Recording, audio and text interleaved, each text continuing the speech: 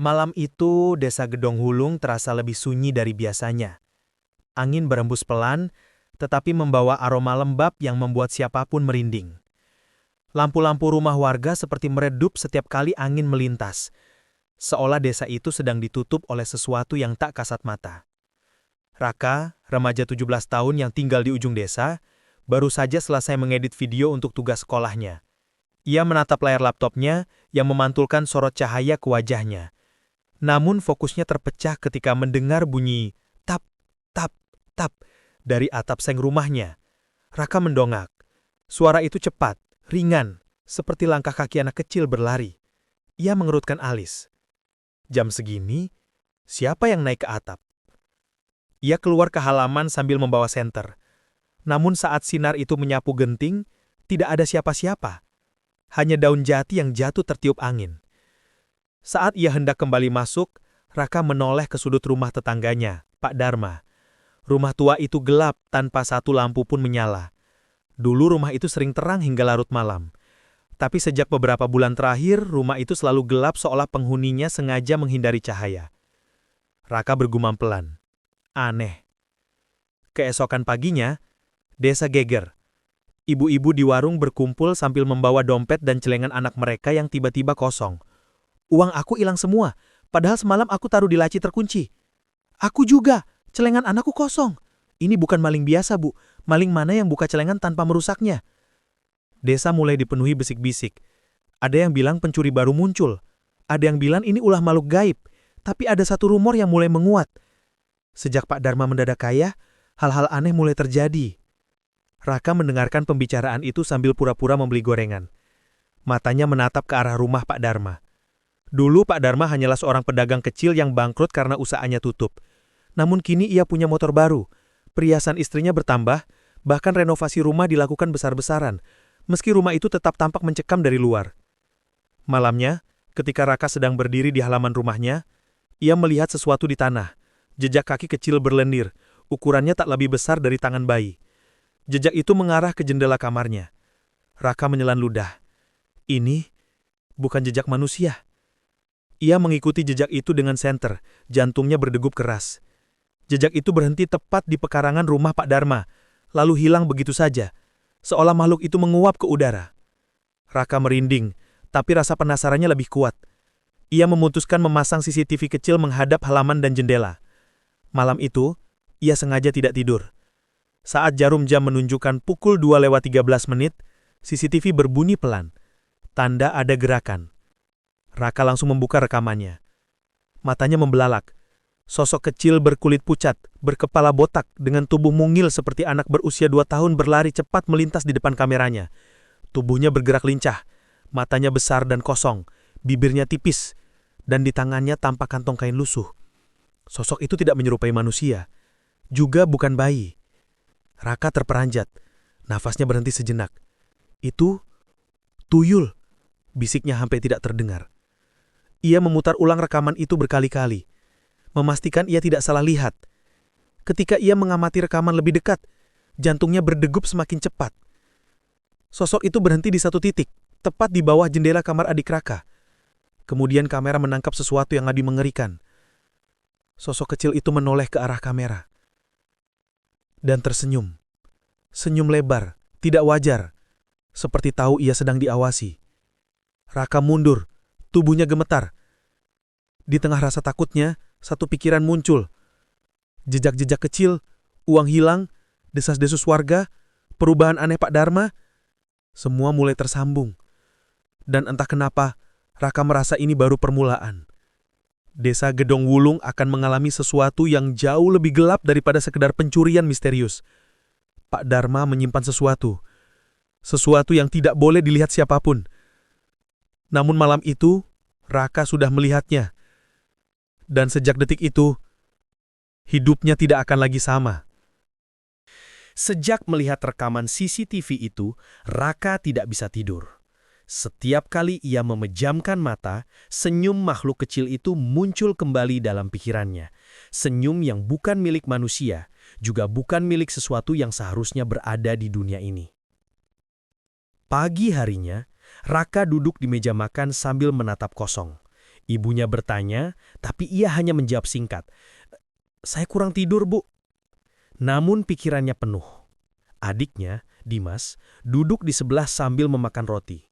Ada lingkar hitam kecil di bawah mata Dimas. "Kamu tidur jam berapa?" tanya Raka. Dimas mengangkat bahu. "Nggak tahu, malam tadi ada yang ajak aku main dari jendela." Raka langsung menegakkan punggungnya. "Siapa?" "Teman kecil," jawab Dimas polos. "Dia botak dan matanya gede. Dia bilang mau main kejar-kejaran." Raka merinding. Ia memegang bahu Dimas tanpa sadar. "Dimas, kalau nanti dia datang lagi, jangan buka jendela ya." Dimas hanya mengangguk samar. Raka tahu, waktunya menyelidiki lebih dalam. Ia mengajak sahabatnya Yatio yang terkenal nekat dan suka tantangan. "Aku mau intip rumah Pak Dharma malam ini," ujar Raka pelan. Rio mengangkat alis. "Yang bener, rumah itu aja gelap mulu. Warga aja nggak berani lewat situ." "Aku lihat sesuatu di CCTV." Raka memperlihatkan rekaman itu kepada Rio. Ekspresi Rio berubah total. Ia yang biasanya banyak tingkah, langsung terdiam beberapa detik. Rak, itu bukan maling. Aku tahu. Dan itu bukan anak kecil biasa. Aku juga tahu." Rio menelan ludah. "Terus, kamu yakin mau ngecek rumah Pak Dharma?" Raka mengangguk. "Aku takut sama satu hal. Tuyul itu berhenti di jendela adikku. Dimas bilang diajak main." Rio langsung berdiri. "Yaudah, kita selidiki. Malam ini." Malam pun tiba. Angin bertiup lebih kencang dari biasanya, membuat pepohonan menari pelan.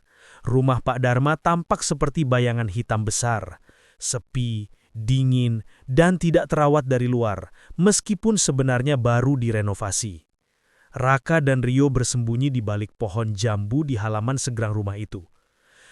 "Lampunya mati semua," bisik Raka.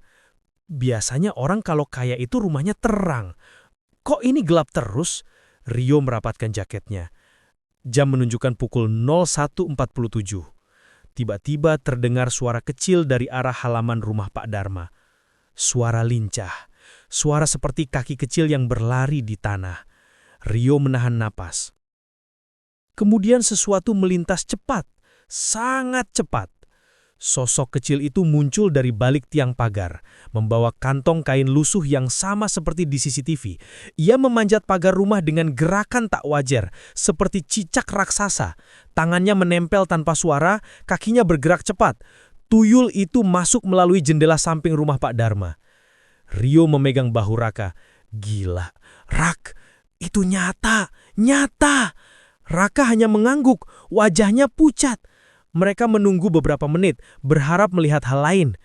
Lalu, dari dalam rumah terdengar suara seseorang berbicara. Tapi bukan sekadar bicara, lebih seperti bisikan, ritmis, lirih, dan menekan. "Aku rasa itu Pak Dharma," kata Raka. Rio mengintip dari sela pepohonan. "Rak, coba lihat itu." Di lantai ruang tengah rumah Pak Dharma, sebuah cahaya redup terlihat. Cahaya itu bukan dari lampu, lebih seperti cahaya lilin berwarna merah dalam. Siluet orang terlihat duduk dan membacakan sesuatu. Raka mengajak Rio mendekat, perlahan mendekati jendela yang kacanya retak sedikit. Mereka mengintip, dan apa yang mereka lihat membuat darah di tubuh mereka serasa berhenti mengalir. Di tengah ruangan, ada lingkaran ritual yang digambar dengan kapur hitam.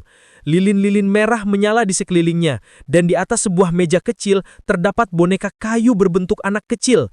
Tubuhnya berbalut kain putih kotor yang dipenuhi simpul-simpul aneh. Pak Dharma duduk bersila, menunduk, membaca mantra dengan suara serak. Di sampingnya, tuyul itu duduk seperti anak kecil sedang menunggu giliran bermain. Matanya berkedip perlahan, memperhatikan setiap gerakan Pak Dharma dengan penuh harap. Raka dan Rio hampir tidak berani bernapas. Namun yang membuat keduanya benar-benar gemetar adalah ketika Pak Dharma berhenti membaca, kemudian berkata, "Sudah, malam ini cukup. Besok malam kamu boleh ambil teman baru. Pilih anak yang kamu suka." Tuyul itu tertawa kecil, suaranya seperti angin berdesis. Tangan mungilnya menunjuk ke arah rumah Raka. Raka menutup mulutnya sendiri, tubuhnya membeku. Tuyul itu memilih Dimas. Rio menarik tangan Raka agar mundur, namun sebelum mereka pergi, tuyul itu tiba-tiba menoleh ke arah jendela, ke arah mereka, seolah mengetahui ada yang mengintip. Sosok itu tersenyum lebar. Lalu seluruh lilin di ruangan itu padam sekaligus. Rumah menjadi gelap gulita. Rio dan Raka langsung lari tanpa menoleh. Di belakang mereka terdengar suara langkah kecil yang mengikuti.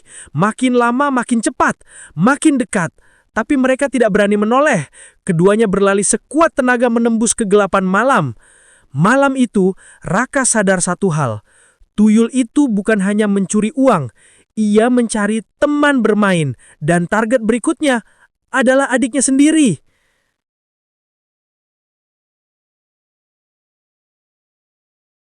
Sejak malam itu, ketenangan keluarga Raka hancur total. Raka tidak bisa berhenti memikirkan bagaimana tuyul itu menunjuk rumahnya, menunjuk Dimas. Bayangan makhluk itu, senyumnya yang lebar, matanya yang kosong, semua menghantui pikirannya. Pagi hari terasa berbeda. Udara lebih berat, suasana rumah terasa seperti diawasi. Dimas duduk di ruang tamu sambil menggambar. Raka mendekat dan melihat kertasnya. Sebuah gambar anak kecil botak dengan mata besar. Raka langsung mengambil kertas itu. "Dimas, kamu lihat makhluk ini lagi?" Dimas mengangguk sambil menggoyang-goyangkan kaki. "Tadi malam dia datang lagi lewat jendela. Dia bilang mau main sama aku nanti malam." Raka membeku. Ibunya menoleh. "Siapa, Dim?" Dimas hanya tersenyum. "Teman kecil." Raka menarik ibunya ke dapur. "Bu, kunci semua jendela. Malam ini kita tidur di ruang tengah aja." Ibunya bingung tapi melihat wajah Raka yang sangat serius, akhirnya ia menurut. Siang itu Raka dan Rio berkumpul di pos ronda, tempat paling sepi dan aman untuk membicarakan hal-hal seperti ini. Rio berkata dengan suara bergetar, "Rak, apa yang kita lihat itu nyata. Kita nggak bisa diem aja. Kita harus cari cara buat menghentikan itu." "Tapi kita nggak tahu apa-apa," jawab Raka lirih. "Kalau kita lapor warga, mereka pasti nggak percaya." Rio menyandarkan kepala. Kecuali apa? Kita punya bukti yang lebih jelas." Mereka saling menatap, pikiran yang sama muncul. Rekaman. Kita butuh rekaman yang lebih dekat. "Itu berarti?" Mendekati rumah Pak Dharma lagi. Raka menggigit bibir. "Kalau itu satu-satunya cara buat lindungi Dimas, aku siap." Sore harinya, Raka memasang 2 kamera tambahan. Satu di pohon dekat jendela adik, satu lagi menghadap jalan menuju rumah Pak Dharma. Malam akhirnya tiba.